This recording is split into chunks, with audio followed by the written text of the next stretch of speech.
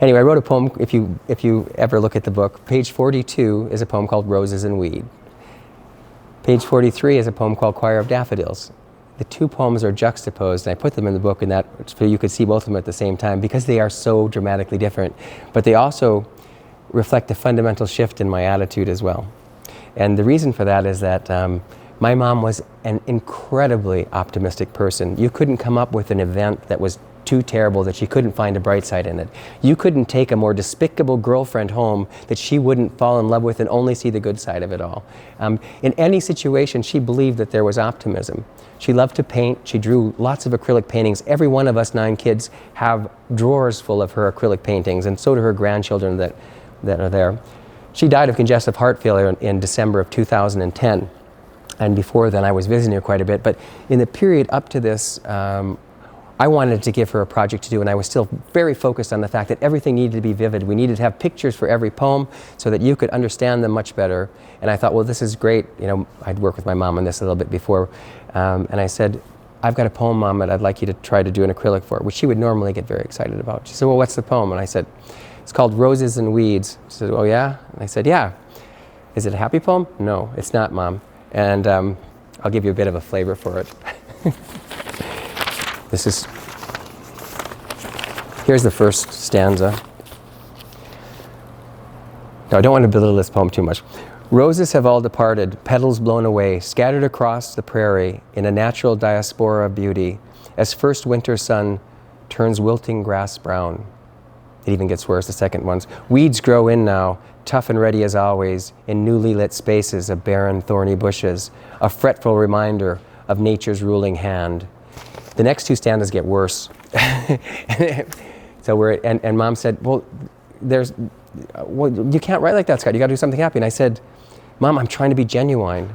This is how I'm feeling right now. She said, you can't feel like that. I mean, there's got to be a positive side to it somehow. I said, Mom, please just paint the painting for me, please. I really need the picture. I want you to do it.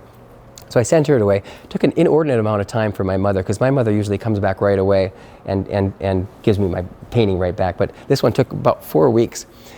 And I got it, and I looked at it, and I went, wow, she really did it. She had this really dark scheme and all that, and she did it abstract, and it was kind of wonderful in that. And she also put ladybugs whenever in most of the paintings, almost everyone has a ladybug to show that she's happy. And the funny thing was, I saw that I looked for ladybugs right away because I knew she couldn't do something totally sad. And I saw a little smudged ladybug kind of at the bottom of the thing. And I saw that she wiped it out. I thought, she did it. She was able to not even draw a ladybug on this one. And then I looked closer, and I looked in the upper right-hand corner.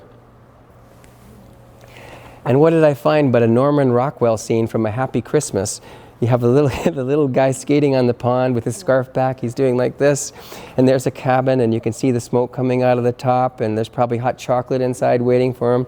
Because she was incapable of drawing a painting without a happy element in it. So, once I saw that, I went, yeah, that's Mom.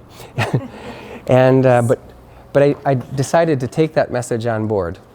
I didn't want my mom to suffer either, so I actually rewrote the last stanza of Roses and Weeds to give it a happier element to it. It's still relatively dark poetry, but there is a happy element about the fact that spring will eventually come and the roses and weeds will eventually grow and everything will be fine. But that's my mother, and that's the lesson of it. I call it the lesson of the happy skater. But because I put my mom through this terribleness and had her do this you got to realize how much that would hurt her to try to paint it something like that. I decided to write another poem. And I wrote it after I received that and got the message. I wrote a poem called Choir of Daffodils. And Choir of Daffodils was designed to make my mom have an easy time of it. So I wrote this joyful poem, and I sent it to her, and I got this back within 5 days, and that was shipping it to London. And this is the painting. It's got bold strokes, it's happy yellow flowers, and I think she's got a little kitty in there too. she probably did. Where'd you see it? Right here. The tail of a cat. Yeah, she probably did too, you're right. So the poem is called Choir of Daffodils, and I just wanted to give Mom a happy poem to be able to do something happy. And you can see that she actually put the 2 ladybugs on. That shows that she's quite happy. So just to show you how much important ladybugs were, actually. This is my sister's tattoo. She did it after my mom died. And My family doesn't really do tattoos, but she did after she was moved quite a bit by it. She did a tattoo with roses and everything else to show her family, her sons and her husband, but then she couldn't resist but to put a ladybug on it as well, just to show Mom that she was still happy. But anyway, here's the fifth dot called Choir of Daffodils. Listen to the daffodils in golden yellow song, announcing the arrival of spring to the valley. Joyful and triumphant, their colors shout out, echoing in wild meadows, their joyful melody. Each one replacing the delicate white snowdrops who only dared whisper of spring. The gilded choir eagerly sings its song to the world before the countless seas of bluebells can confirm nature's lovely flowers have once again survived cruel winter unscathed. One clap. It's extra flowery because Mom needed it. Okay, I'm going to wrap up with this thought. My mom was obviously dying of congestive heart failure, and I was coming from London. I was coming in 2-week stints. And my mom and I had said most of the things we were ever going to say to each other. And it didn't matter to us. We just liked sitting in the same room together. And so I sat with her for 2 weeks, talking from time to time, but not a lot. And the last day before I went home, I knew we were getting towards the end.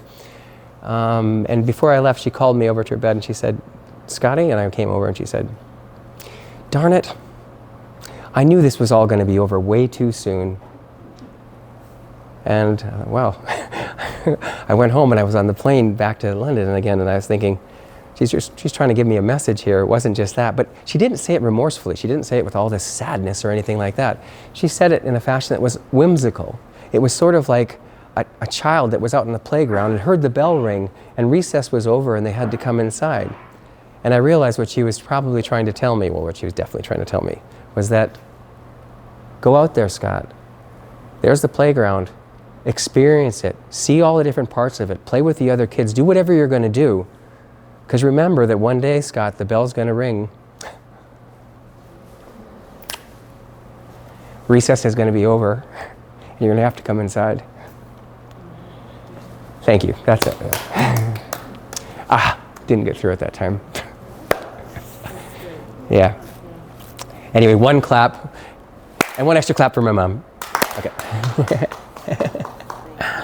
Anyway, thank you very much. And right now, you have me as an open book, so any questions that you would like to ask, I'll give you as best answer I can, either about poetry, about my life, about anything. Or if you'd like to hear another poem, I can also give you some darker stuff. No. Where do you live now? Where do you live now? Right now, I live outside of London, England, and I live outside of Karlstad, Sweden. I have. My wife's Swedish. When her father died, we went to.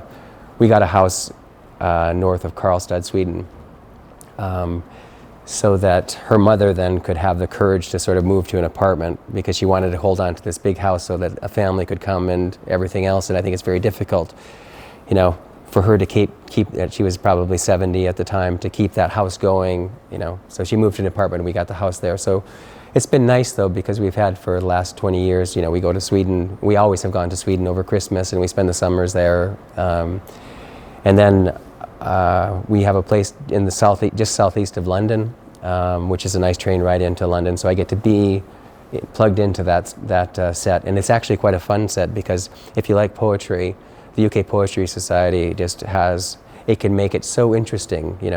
As I said, when my idea of poetry was really losing the will to live to hear somebody read it. And when you start to be around in that kind of a cool environment where you have really good poets that are there, and they're also, hear performance poetry, all of a sudden poetry takes on a whole new meaning to you. It's not about boringness or stuffingness. It's who can create the best picture, who can do this, who can really get their message across. And they do it in a fun way.